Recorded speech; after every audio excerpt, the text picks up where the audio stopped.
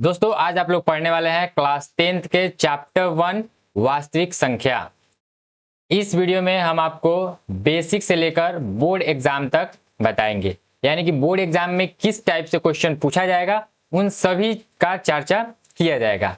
लेकिन इसके लिए आपको क्या करना पड़ेगा, इस चैनल को सब्सक्राइब कर लेना पड़ेगा, क्योंकि नेक्स्ट वीडियो में ही इसका ऑब्जेक्टिव या सब्जेक्टिव बनेगा। आज के वीडियो में हम बस बेसिक क्लियर करेंगे कि किस किस टाइप से हमें क्वेश्चन देखने को मिल सकता है। चलिए दोस्तों हम बढ़ते हैं अपने टॉपिक की तरफ कि क्या क्या इसमें हमें पढ़ना है। तो सबसे पहले आपका आ गया कि कौन कौन से टॉपिक कवर करने हैं। तो यहाँ पे आपका आ जाएगा, एक मिनट, हमें पढ़ना है प्राकृत संख्या, पूर्ण संख्या, पूर्णांक, सम संख्या, विषम संख्या, भाज्य संख्या, अभाज्य संख्या, सह अभाज्य संख्या, परिमेय संख्या, अपरिमेय संख्या। और इसके साथ आपको पढ़ना है यूक्लिड विभाजन एल्गोरिथम, जो कि आपके चैप्टर क्लास 10th में यहीं से शुरुआत किया गया है, यूक्लिड विभाजन एल्गोरिथम से। ये सारा तो आपका बेसिक है, जो कि उम्मीद है कि आप सभी लोग जानते होंगे। जो जानता है उसके लिए बढ़िया है, जो नहीं जानता है उसका रिवीजन हो जाएगा, और जो जानता है उनका डबल रिवीजन हो जाएगा। तो चलिए हम बढ़ते हैं, एक एक करके इन सभी संख्या के बारे में जानते हैं। तो सबसे पहले संख्या को जानने से पहले हम जानते हैं कि संख्या आखिर बनता कैसे है ना। तो संख्या जितना भी है ये सभी अंकों से मिलकर बना होता है। तो अंक कौन कौन से होते हैं, तो अंक के बारे में आपको पता होगा कि अंक जो है डिजिट, ये हमारा 0, 1, 2, 3, 4, 5, 6, 7, 8, 9, यही जो हमारा 10 अंक है 0 से लेकर 9 तक, ये सभी क्या कहलाते हैं, अंक कहलाते हैं। अब इन्हीं अंकों से मिलकर क्या बना होता है, संख्या बना होता है। जितना भी हम लोग बड़ा बड़ा संख्या पढ़ते हैं या छोटा संख्या पढ़ते हैं, ये सभी इन्हीं 10 अंकों से मिलकर बना होता है। यानी कि संख्या जो है वो अंकों से मिलकर बना होता है। संख्या अंकों से मिलकर बना होता है, ठीक है। जैसे अगर हम एग्जांपल ले, चलो हम लेते हैं 10, ठीक है, 99 यानी 99, और यहाँ पे 555 ले लेते हैं, 999 ले लेते हैं, या 1,00,000 ले लीजिए, ठीक है। ये सभी क्या है, इन्हीं अंकों से मिलकर बना हुआ है। जैसे कि आप और भी ले सकते हैं 4, 6, 7, 8, 9, ये सभी संख्या जो है इन्हीं अंकों से मिलकर बना होता है। अब इन्हीं संख्या को अलग अलग भागों में बांट दिया गया है, जिसके बारे में हम लोग पढ़ेंगे, ठीक है। सबसे पहले आता है कि प्राकृत संख्या। प्राकृत संख्या क्या होती है, तो गिनती की संख्या को प्राकृत संख्या कहते हैं। दोस्तों आप लोगों को पता होगा कि गिनती की शुरुआत कहां से होती है, तो एक से हम लोग काउंटिंग कहां से करते हैं, एक से करते हैं। तो 1, 2, 3, 4, 5, 6, 7, 8, 9, 10, इस तरह से आप कहां तक जा सकते हैं, तो अनंत तक जा सकते हैं। ये सभी संख्या प्राकृत संख्या कहलाती है। क्लियर हुआ। पूर्ण संख्या क्या होता है, तो पूर्ण संख्या जो है प्राकृत संख्या में 0 शामिल हो, यानी कि बस आपको प्राकृतिक संख्या में 0 को शामिल कर देना है। यानी कि इसकी शुरुआत जो हो जाएगी वो 0 से लेकर और अनंत तक चला जाएगा। यानी कि 0 आ गया तो आपका पूर्ण कहलाएगा, 0 अगर इसमें से हटा दे तो वो प्राकृत संख्या कहलाता है। क्लियर हुआ। चलिए बढ़ते हैं नेक्स्ट, पूर्णांक। पूर्णांक क्या होता है, तो इसमें धनात्मक, ऋणात्मक और शून्य शामिल होते हैं। यानी कि धनात्मक संख्या, ऋणात्मक संख्या और 0 शामिल होते हैं। अब धनात्मक संख्या क्या होती है, तो प्राकृतिक संख्या में जो भी हम लोग पढ़े हैं वो सभी क्या होता है, धनात्मक संख्या होता है। यानी कि 1 से लेकर अगर हम प्लस में देखें अनंत तक, ये सभी संख्या धनात्मक संख्या कहलाती है, ठीक है। अब इन्हीं संख्या को हम अगर माइनस में लिख दे तो ये -1 से लेकर माइनस अनंत तक ये आपका ऋणात्मक संख्या कहलाएगी, ऋणात्मक संख्या कहलाएगी। और ये क्या है, शून्य है, यानी कि 0 है। तो यदि ऋणात्मक संख्या, शून्य और धनात्मक संख्या आता है तो उस संख्या को हम कहते हैं पूर्णांक। यहां से आप लोग देख सकते हैं कि 1 से लेकर इधर पॉजिटिव में अनंत तक आएगा, फिर 0 आएगा और ऋणात्मक वाली संख्या आएगी, तो उसे हम कहेंगे पूर्णांक, ठीक है। नेक्स्ट है, नेक्स्ट आपके लिए कुछ क्वेश्चन दिया गया है, आप लोग को सोचना है, समझना है और इसका आंसर बताना है। कह रहा है कि सही और गलत चुने। पहला क्वेश्चन है, सभी प्राकृत संख्या पूर्ण संख्या होती है। यानी कि जितना भी हम लोग प्राकृत संख्या पढ़े हैं वो सभी पूर्ण संख्या में आता है। बिल्कुल आता है, क्योंकि 1 से शुरू होती है अनंत तक, जो कि प्राकृतिक संख्या में और पूर्ण संख्या में भी वो संख्या आती है, बस एक एक्स्ट्रा जीरो आ जाता है। तो प्राकृत का तो पूरा का पूरा आ जा रहा है, तो इसलिए ये हमारा बिल्कुल सही होगा। लेकिन इसका जस्ट हम उल्टा करें कि क्या सभी पूर्ण संख्या प्राकृतिक संख्या होती है, तो नहीं। एक से लेकर अनंत तक तो हो जाएगी, लेकिन एक जीरो प्राकृतिक संख्या नहीं होगी, जिसके कारण हम कह सकते हैं कि सभी पूर्ण संख्या प्राकृतिक संख्या नहीं होती है। तो ये क्या होगा, हमारा जो भी कथन है वो गलत है। फिर तीसरा नंबर क्वेश्चन कर रहा है कि सभी प्राकृतिक संख्या पूर्णांक होती है, यानी कि जितना भी प्राकृतिक संख्या है वो सभी का सभी पूर्णांक में आता है। बिल्कुल आता है, तो ये क्या होगा, सही होगा। चौथा क्वेश्चन है कि सभी पूर्ण संख्या कहां से शुरू होती है, जीरो से लेकर और 1 2 3 4 करके अनंत तक। तो सभी पूर्ण संख्या पूर्णांक के अंदर आती है, यानी कि पूर्णांक वाली संख्या में आती है। बिल्कुल आती है। यहाँ पे आप लोग देख सकते हैं कि 0 से लेकर और ये अनंत तक ही तो आपका होता है पूर्ण संख्या। तो ये सभी का सभी तो पूर्णांक में आ गया, तो हम कह सकते हैं कि सभी पूर्ण संख्या पूर्णांक हो सकती है। ठीक है, ये सही है। लेकिन इसका आप जस्ट उल्टा सोचिए कि क्या सभी पूर्णांक प्राकृतिक संख्या या पूर्ण संख्या हो सकती है। तो इसमें आपको मैच करना है कि क्या ये जितना भी हम लोग संख्या अभी ऊपर देख रहे हैं ये सभी का सभी प्राकृत में आता है, तो नहीं आता है। 0 से लेकर और निगेटिव वाली संख्या प्राकृत में नहीं आती है, तो हम सभी पूर्णांक को कैसे कह देंगे कि प्राकृत होता है, नहीं कहेंगे। या इसी को आप पूर्ण भी ले लीजिए, पूर्ण में निगेटिव वाली संख्या नहीं आती है, तो अभी हम सभी के सभी पूर्णांक को पूर्ण संख्या नहीं कह सकते हैं। इसलिए ये कथन जो है हमारा गलत है। उम्मीद करते हैं दोस्तों यहाँ तक आप लोगों को समझ में आ गया होगा। तो हम लोग ऐसे ही क्वेश्चन करते रहेंगे, तो आगे जो भी बोर्ड एग्जाम में पूछा जाता है क्वेश्चन वो भी कराएंगे। तो इसके लिए आपको इस चैनल को सब्सक्राइब कर लेना है अगर अभी तक आप लोग नहीं किए हैं तो। ठीक है, चलिए अब बढ़ते हैं, हम नेक्स्ट संख्या के बारे में जानते हैं। सम संख्या क्या होती है। सम संख्या विषम संख्या आप लोग बहुत अच्छे तरीके से जानते होंगे। सम संख्या क्या होता है, यानी कि किसी संख्या में हम 2 से भाग दे तो वो पूर्णतः विभाजित हो जाए। कहने का मतलब क्या हुआ कि शेषफल 0 आ जाए।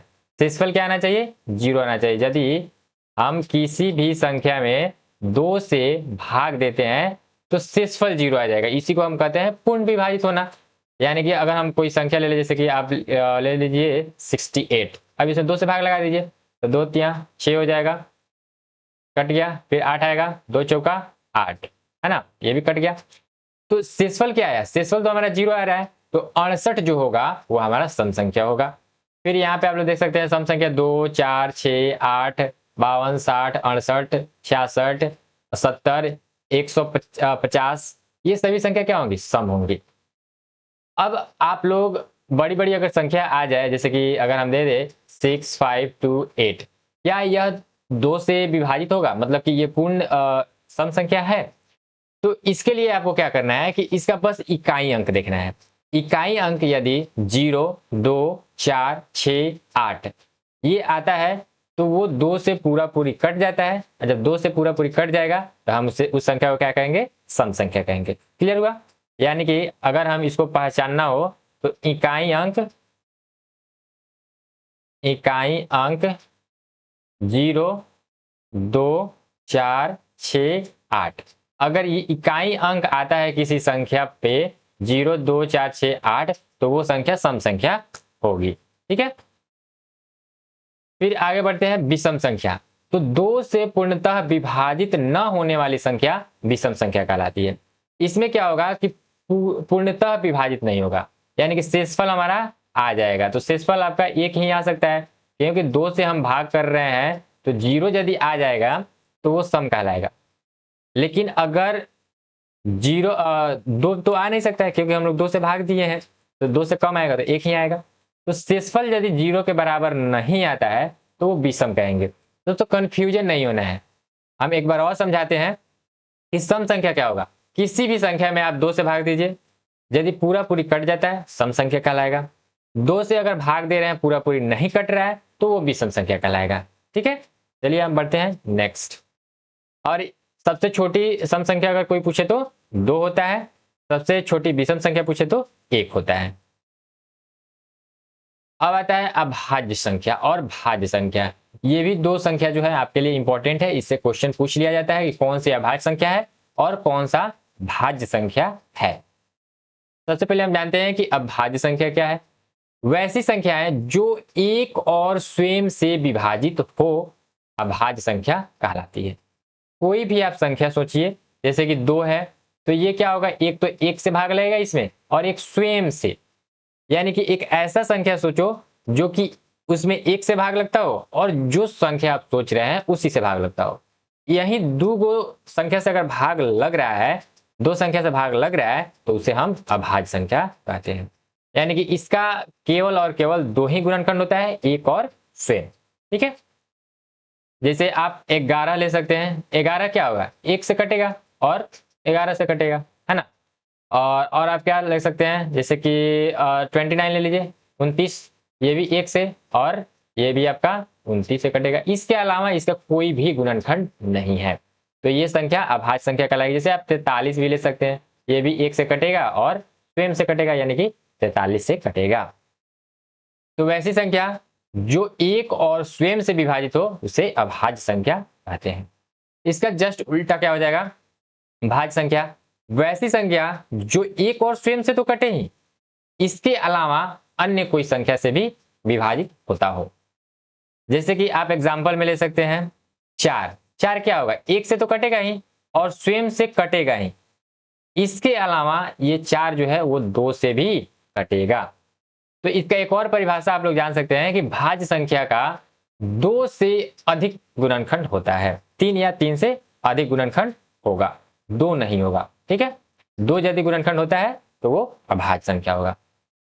जैसे इसमें आप ले लीजिए 50 ले लीजिए, ठीक है, तो ये तो एक से कटेगा ही, 50 से भी कटेगा। ठीक है, इसके अलावा ये आपका 2 से कटेगा, फिर 5 से कटेगा, फिर 10 से कटेगा, फिर 25 से कटेगा, यानी कि इसके बहुत सारे गुणनखंड हो गए। तो यदि 3 या 3 से अधिक आ जा रहा है तो वो भाज्य संख्या कहलाएगा। ठीक है, चलिए नेक्स्ट देखते हैं। और यहां पे आप लोग लिख लीजिएगा सबसे छोटी अभाज्य संख्या, सबसे छोटी अभाज्य संख्या, छोटी अभाज्य संख्या ये होती है 2। ठीक है, और मात्र एक यही संख्या है 2 जो कि सम है और अभाज्य है। ठीक है, इसको आप लोग को ध्यान रखना है। सेम वैसा है, इसमें आप लोग देख सकते हैं सबसे छोटी, इसको हम मिटाते हैं और यहाँ पे एक पॉइंट डालते हैं, सबसे छोटी भाज्य संख्या, सबसे छोटी भाज्य संख्या, तो सबसे छोटी भाज्य संख्या क्या होगा, 4 होगा। सबसे छोटी भाज्य संख्या 4 होगा। ठीक है, चलिए दोस्तों बढ़ते हैं नेक्स्ट। अगर वीडियो अच्छी लग रही होगी तो वीडियो को लाइक कर दीजिएगा। ठीक है, सह अभाज्य संख्या, सह अभाज्य संख्या क्या होता है, तो दो संख्याएं सह अभाज्य कहलाती हैं यदि उनका मस एक हो।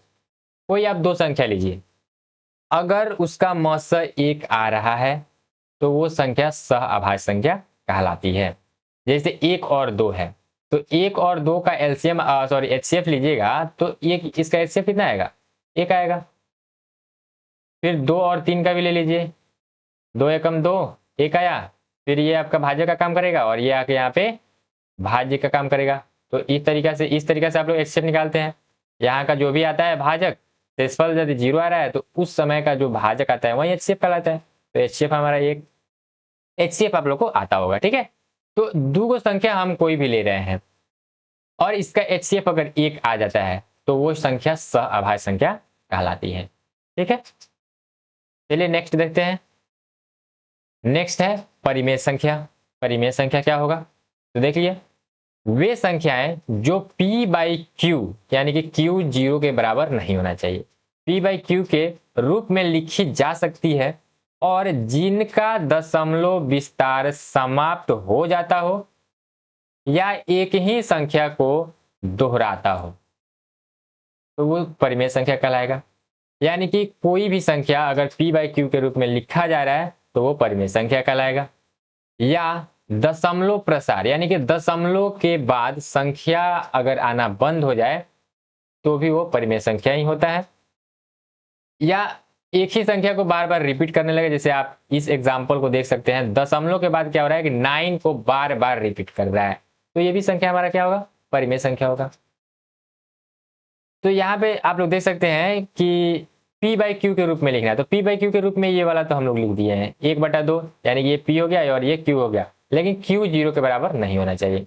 ये भी हमारा 5/7 है, p बाई क्यू के रूप में है, -1/8 है, p बाई क्यू के रूप में है, ये 2 है, तो 2 क्या परिमेय संख्या नहीं है, क्योंकि हम 2 को चाहें तो 2/1 लिख सकते हैं, तो ये हमारा क्या हो जाएगा, p बाई क्यू के रूप में हो गया, परिमेय संख्या है। -12 के नीचे भी अगर हम 1 डाल दे तो भी ये हमारा परिमेय संख्या ही होगा, या आप सिर्फ -12 कहिए तब भी आपका परिमेय संख्या ही होगा। यानी कि प्राकृत संख्या या पूर्ण संख्या या पूर्णांक जितना भी आप लोग पढ़े हैं वो सभी का सभी परिमेय संख्या होता है। ठीक है दोस्तों, √4 है, आप लोगों को पता होगा कि रूट वाली संख्या सामान्य रूप से कि अपरिमेय संख्या होती है ना, लेकिन यहाँ पे √4 जो है ये अपरिमेय संख्या नहीं है, क्योंकि यहाँ पे 4 का वर्गमूल जो होता है वो 2 होता है। 4 का वर्गमूल क्या होता है, 2 होता है, तो 2 हमारी कौन सी संख्या हो गई, परिमेय संख्या, क्योंकि ये प्राकृतिक संख्या है तो परिमेय भी कहलाएगी। सेम वैसा ही 49 का वर्गमूल, 49 का वर्गमूल क्या होता है, 7 होता है, ये भी प्राकृतिक संख्या है, ये भी परिमेय संख्या कहलाएगी, है ना। 0, अगर केवल 0 दिया रहे तो भी आपका परिमेय संख्या कहलाएगा, क्योंकि 0 के नीचे जो है हम 1 डाल रहे हैं, क्यू में हम 0 नहीं रख रहे हैं। अगर 0 आ गया, सपोज जैसे कि 5/0 आ गया, तो ये परिमेय संख्या नहीं होगा, क्योंकि ये अनडिफाइन हो जाएगा। ठीक है, तो 0/1 अगर करेंगे तो 0 ही आएगा, तो ये भी हमारा परिमेय संख्या है।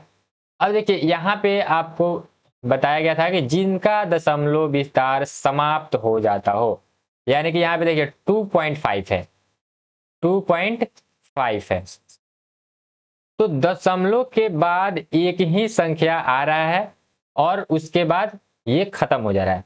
तो दशमलव के बाद क्या आ रहा है, एक संख्या आया और इसके बाद से कोई भी संख्या नहीं दिया गया है, या डॉटेड लाइन के थ्रू नहीं दिया गया है ना, तो ये क्या होगा कि दशमलव विस्तारित का समाप्त हो गया है, तो ये हमारा परिमेय संख्या होगा। जैसे यहाँ पे देखिए दशमलव के बाद 2 अंक आया है और फिर अंक बंद हो गया है, तो ये हमारा क्या हो जाएगा, ये भी परिमेय संख्या कहलाएगा।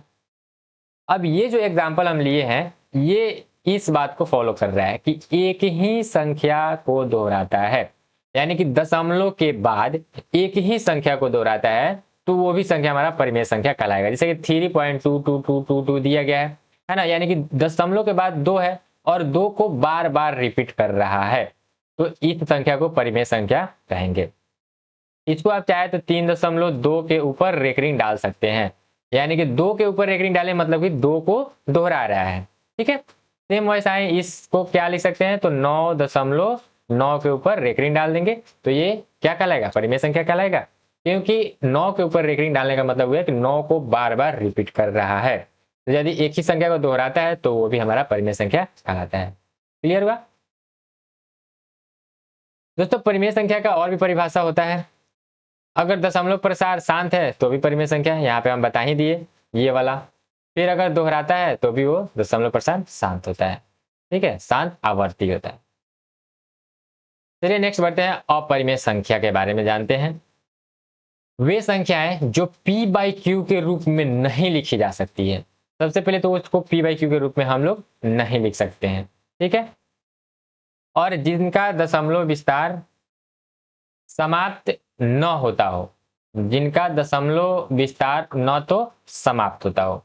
जैसे देखिए यहाँ पे क्या है, √2 है, √3 है, पाई है, इन सभी संख्या को हम p/q के रूप में नहीं लिख सकते हैं। ठीक है, तो ये क्या कहलाएंगी, अपरिमेय संख्या। और जिनका दशमलव विस्तार समाप्त नहीं होता हो, जैसे देखिए यहाँ पे 3.14159 फिर डॉट डॉट डॉट डॉट करके, यानी कि इसके आगे और भी संख्या आता रहेगा, तो इन संख्या को हम अपरिमेय संख्या कहेंगे। अभी हम पीछे पढ़े हैं परिमेय संख्या जिसमें भी डॉटेड लाइन थी, लेकिन इसमें क्या हो रहा था कि दशमलव के बाद अगर कोई संख्या है, जैसे यहाँ पे 2 को रिपीट कर रहा था तो केवल 2 को ही रिपीट कर रहा है, इसमें 9 को रिपीट कर रहा है तो 9 9 ही है, तो इसके आगे भी 9 9 ही आएगा, तो ये परिमेय कहलाएगा। लेकिन आप लोग इसमें देख सकते हैं 3.14159 मतलब कि किसी संख्या को दोहरा नहीं रहा है, तो इस संख्या को हम क्या कहेंगे? अपरिमेय संख्या कहेंगे।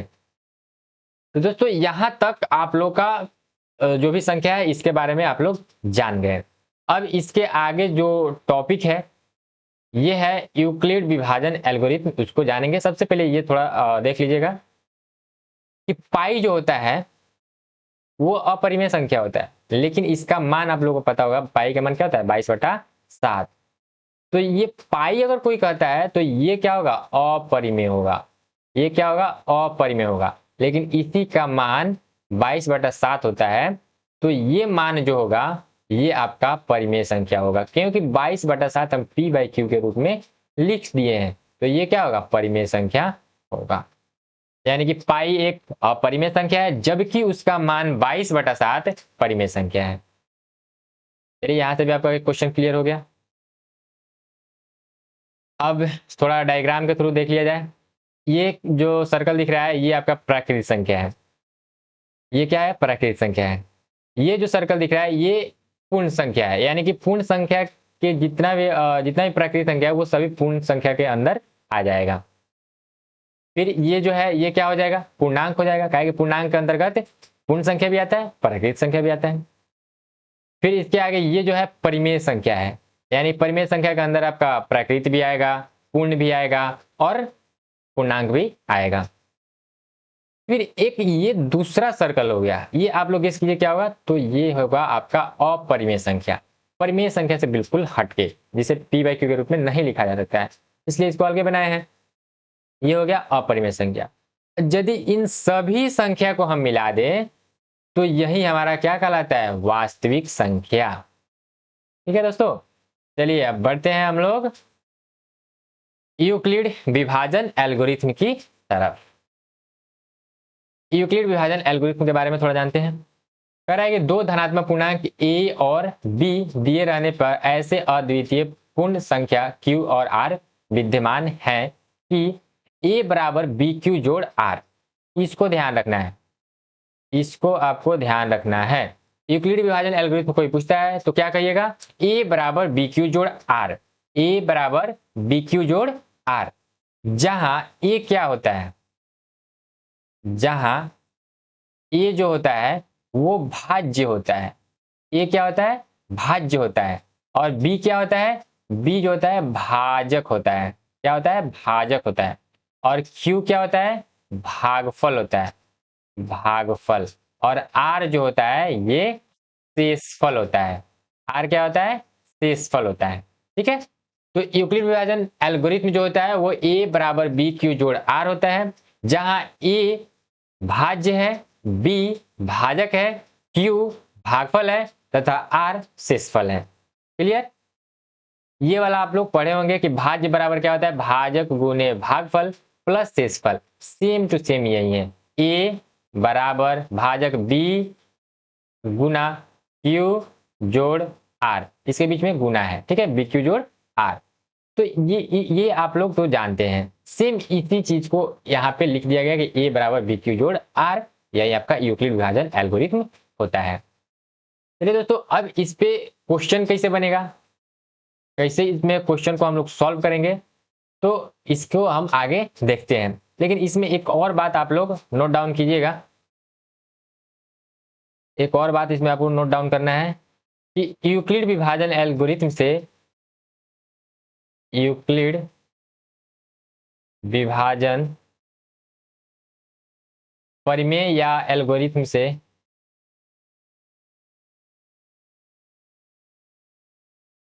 से मॉस यानी कि HCF ज्ञात करते हैं, HCF ज्ञात करते हैं। यानी कि यूक्लिड विभाजन एल्गोरिथम के द्वारा हम लोग HCF ज्ञात करेंगे। ठीक है, तो चलिए अब हम लोग बढ़ते हैं क्वेश्चन पे कि क्वेश्चन कैसे किया जाता है यूक्लिड विभाजन एल्गोरिथम से। चलिए, ये तो मैंने आपको बता दिया। क्वेश्चन करते हैं।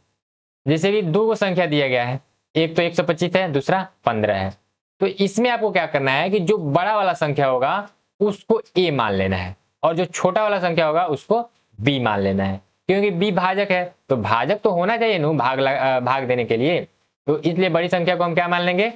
भाज्य और छोटी संख्या को भाजक मान लेंगे। तो हल देखते हैं। माना कि ए बराबर 125 और बी बराबर 15 है। ठीक है। अब यूक्लिड विभाजन एल्गोरिथम से, अब यूक्लिड विभाजन एल्गोरिथम से सबसे पहले आप लोगों को सूत्र लिख लेना है। क्या होता है? ए बराबर बी क्यू जोड़ आर, ए बराबर बी क्यू जोड़ आर। ए कितना है? 125 बराबर बी कितना है? तो 15। अब क्यू कैसे निकालते हैं, है ना? तो यूक्लिड विभाजन से तो हम लोग मौसा निकालते हैं। तो सिंपल यहाँ पे देखिए, 15 से हमें भाग लगाना है 125 में। 15 से सिंपल भाग लगा दीजिए। अभी आप लोग को इस विधि को थोड़ा देखना पड़ेगा, बाद में आप लोग इसको स्किप कर सकते हैं। 15 से भाग लगाइए तो 15 अट्ठे कितना होता है? 120। शेषफल कितना आ गया? 5। तो ये जो है हमारा पहला चरण है, पहला चरण है। तो इसमें क्या होगा? 15 तो हम भाजक ले लिए हैं और भाजक गुने भागफल होता है। तो भागफल यहाँ पे कितना आ रहा है? 8। तो यहाँ पे बस आपको 15 गुने 8 लिख देना है। तो शेषफल कितना आ रहा है? 5। तो 5 हो गया। ये हमारा पहला चरण है। हमको इसको और भी आगे बढ़ाना है जब तक ये शेषफल जो है आर ये 0 ना हो जाए, तब तक हमें इसके स्टेप को बढ़ाते रहना है। कैसे बढ़ाना है आगे देखते रहिए। अब देखिए यहाँ पे क्या हो जाएगा कि ये जो शेषफल है इसका, ये भाजक का काम करने लगेगा और इसका जो भाजक है ये भाज्य का काम करने लगेगा। यानी कि ये वाला जो चीज है 15, इसको अब यहाँ पे लिख दीजिए। यानी कि ये क्या हो गया? भाज्य बन गया। और ये जो शेषफल है ये भाजक बन जाएगा।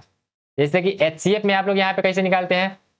15 से भाग दिए, 8 बार में 15 × 120 हो गया 5। अब इसको आप क्या बना लेते हैं? 5 को आप भाजक बना लेते हैं और यहाँ पे जो रहता है भाजक, इसको भाज्य बना लेते हैं। तो यहाँ पे सेम चीज हम यहाँ पे आपको लिख कर बता दिए हैं कि 15 क्या काम कर रहा है? यहाँ पे भाज्य का काम कर रहा है, तो भाज्य की जगह पे भेज दिया ए की जगह पर। और यहाँ पे 5 किसका काम कर रहा है? भाजक का। तो इसलिए यहाँ पे बी का जगह पर लिख दिए हैं। ठीक है। अब फिर चलिए भाग दीजिए यहाँ पे। तो 5 तिया 15, 15 हो गया। तो ये क्या होगा? शेषफल इसका 0। तो यहाँ पे हम 5 गुने 3 कर रहे हैं तो शेषफल क्या आ रहा है? 0 आ रहा है। तो शेषफल यदि 0 आ गया तो इसका हम बी देखेंगे। जिस स्टेप में शेषफल 0 आ गया उस स्टेप का बी क्या है? तो बी यहाँ पे क्या है? बी बराबर 5 है। बी बराबर क्या है? 5 है। इसलिए HCF यानी कि मौसा जो हो जाएगा यही आपका 5 आंसर हो जाएगा। दोस्तों ये कंसेप्ट क्लियर हो गया होगा। तो आप लोग कमेंट में जरूर लिखिएगा कि हाँ हमें यूक्लिड विभाजन एल्गोरिथम क्लियर है। ठीक है। और इसका नेक्स्ट जो क्वेश्चन है ये आप लोगों को करके और इसका आंसर कमेंट कर दीजिएगा। ठीक है दोस्तों, इसमें हम लोग जो भी बोर्ड एग्जाम में क्वेश्चन पूछे जाते हैं उसको हम लोग नेक्स्ट वीडियो में देखेंगे। तो आप लोग इस चैनल को अभी तक सब्सक्राइब नहीं किए हैं तो चैनल को सब्सक्राइब कर लीजिएगा। वीडियो अच्छी लगी होगी तो वीडियो को लाइक कर दीजिएगा। चलिए मिलते हैं हम लोग नेक्स्ट वीडियो में। जय हिंद, जय भारत।